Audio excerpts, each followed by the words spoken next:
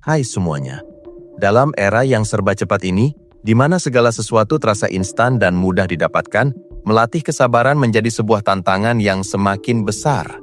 Kita terbiasa dengan kemudahan akses informasi, pengiriman barang yang super cepat, dan komunikasi yang bisa dilakukan kapan saja dan di mana saja.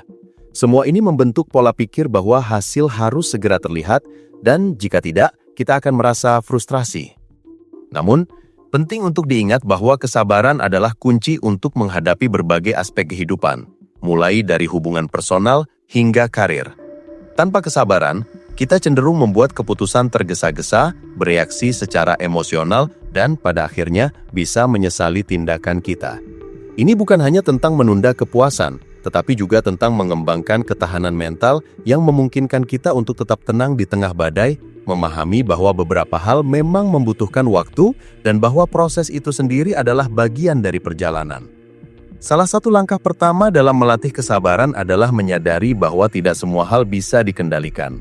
Kita seringkali merasa ingin mengendalikan setiap aspek kehidupan kita, dari hasil sebuah proyek hingga perilaku orang lain. Namun kenyataannya adalah banyak hal di luar kendali kita. Misalnya saat terjebak macet, kita tidak bisa secara ajaib membuat jalanan lengang. Atau ketika kita sedang menunggu giliran dalam antrian panjang, kita tidak bisa mempercepat prosesnya. Dalam situasi seperti ini, alih-alih merasa kesal atau marah, coba untuk menerima kenyataan. Ketika kita menerima bahwa beberapa hal memang tidak bisa kita ubah, kita akan merasakan beban yang terangkat dan bisa mulai fokus pada apa yang bisa kita kontrol, yaitu reaksi kita sendiri. Ini adalah proses melepaskan ego kita yang ingin semuanya berjalan sesuai keinginan, dan sebagai gantinya, membiarkan segalanya mengalir sebagaimana adanya tanpa perlu memaksakan hasil. Kemudian, berlatih menunda kepuasan adalah cara yang sangat efektif. Di era serba instan ini, kita terbiasa dengan kepuasan yang datang dengan cepat. Pesan makanan, tinggal klik, barang belanjaan sampai dalam hitungan jam, atau hiburan bisa diakses kapan saja. Namun, untuk melatih kesabaran, kita perlu secara sadar berlatih menunda hal-hal yang ingin kita dapatkan secara instan. Misalnya, jika Anda ingin membeli sesuatu, coba tunggu beberapa hari sebelum membelinya. Atau jika Anda ingin menonton serial televisi favorit Anda, jangan langsung menamatkan semua episodenya dalam semalam. Dengan menunda kepuasan, kita melatih otak untuk memahami bahwa tidak semua hal harus didapatkan saat itu juga. Ini membangun kapasitas kita untuk menahan diri, mengelola dorongan, dan secara bertahap memperkuat otot kesabaran kita. Ini seperti melatih otot fisik. Semakin sering kita melakukannya, semakin kuat otot itu. Selanjutnya, belajar untuk fokus pada proses, bukan hanya hasil.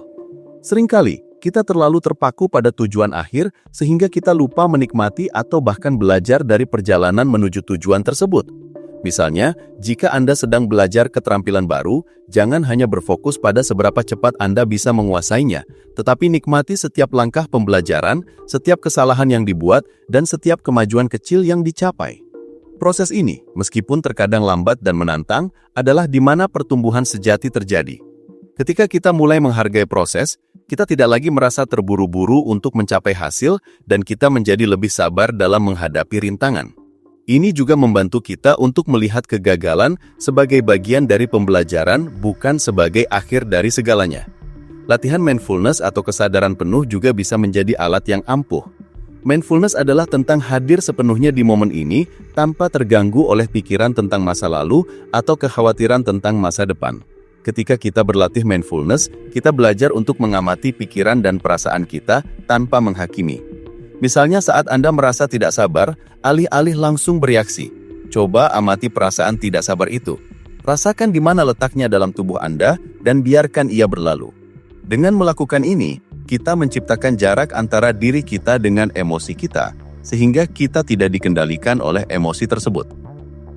Latihan ini bisa sesederhana mengambil beberapa napas dalam-dalam saat Anda merasa tertekan, atau meluangkan waktu sejenak untuk benar-benar merasakan dan menikmati makanan Anda tanpa gangguan. Menetapkan harapan yang realistis adalah kunci lain untuk mengembangkan kesabaran.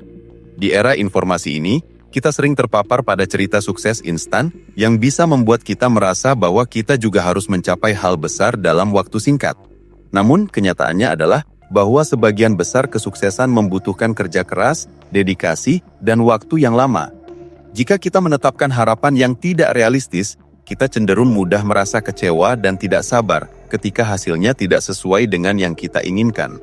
Sebaliknya, jika kita memahami bahwa kemajuan seringkali bertahap dan tidak selalu linier, kita akan lebih mampu menerima tantangan dan tetap motivasi meskipun ada hambatan. Ini tentang memahami bahwa Roma tidak dibangun dalam semalam, dan begitu pula dengan pencapaian pribadi dan profesional kita.